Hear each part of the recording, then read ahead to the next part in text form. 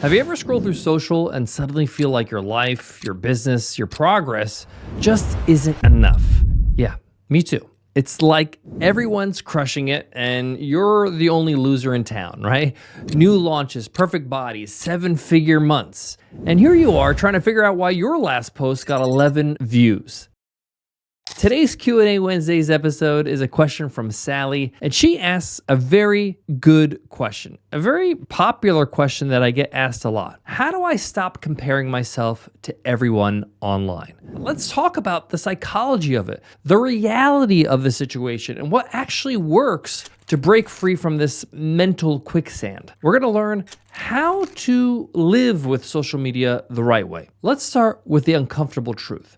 Social media is a highlight reel. It's not reality. It's not the truth. At least it's not the whole truth, right? You know this already, but it's worth repeating. I can tell you firsthand, I've spoken to influencers that are crushing it online who couldn't make payroll. I've seen viral creators who secretly hate their business. I've met founders who post selfies with business class boarding passes kind of peeking into the frame, who sleep like 3 hours a night because they have so much anxiety. People exaggerate. People spin. People show you the best 5% of their life and their business and leave out 95% of everything else. What's everything else? The chaos, the fear, the slow progress, the numbers, the actual reality of their life and business. And let's be honest, we all do this to some extent as well too, right? Even in our wins, we polish them up and show the best photos possible. We use filters, we frame it just right. So stop comparing your truth, everything you know about your life, to the fiction that you see online,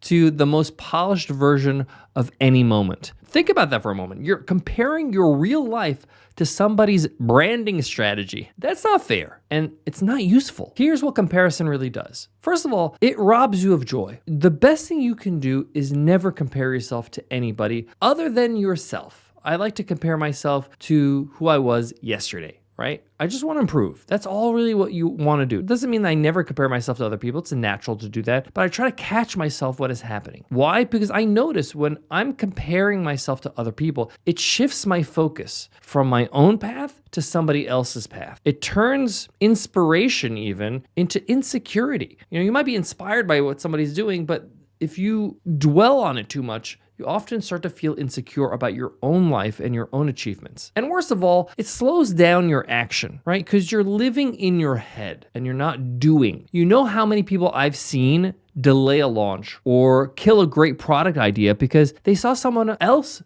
already doing it. That's the trap. If you see someone winning, it doesn't mean you're losing, okay? That's a zero-sum game mentality where you think that there can only be one winner. No. You can win and somebody else can win. That means the market's working.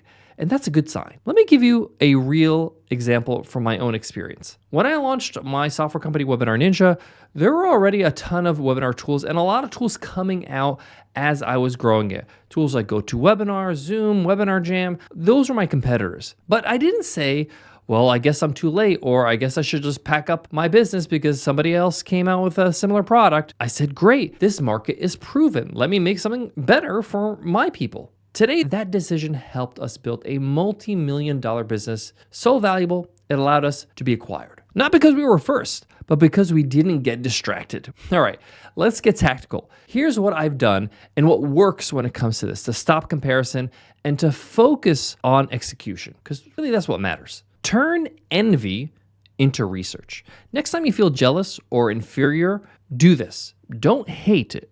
Don't hate that person. Don't hate that thing.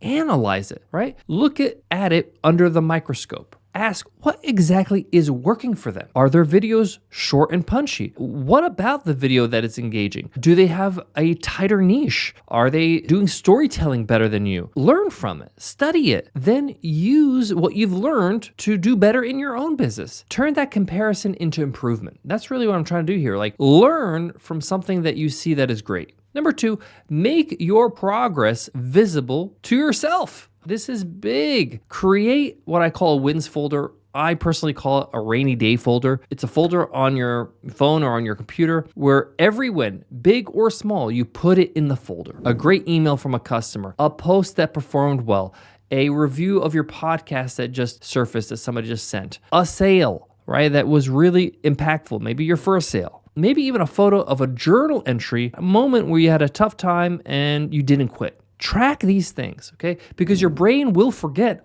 all the progress you've made when you're in that comparison game. And when that comparison creeps up, you need reminders. Tap into your folder. Tap into that wins folder.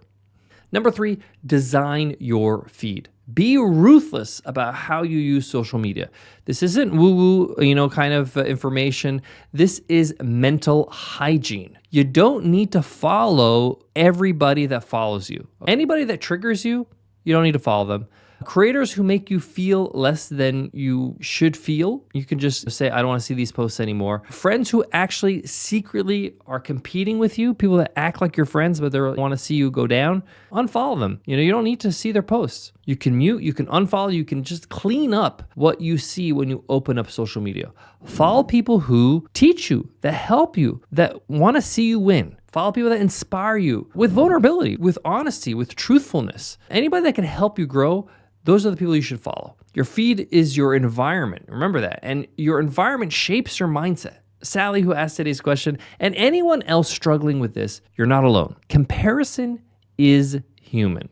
It's ancient. It's since the beginning of time. But so is the solution. Focus on your race, on your path, on your work, and trust your path is meant for you. This is what you need to do, not them. This is your thing. You don't need to win faster. You don't need to win like them. You're going to win in your own unique way. And what I found is that it's really just about staying in the game long enough to win. So don't get distracted. So how do you stay in the game long enough to win? Well, you got to protect your mind. You got to guard your energy. You got to show up consistently, even when nobody's clapping or saying good job, because eventually they will. They will praise you. You're going to see, but you got to do it despite of what's happening around you. And you have to create the environment around you, even online, that helps you do that. Thanks so much for being part of the $100 MBA show, being a listener, being a subscriber.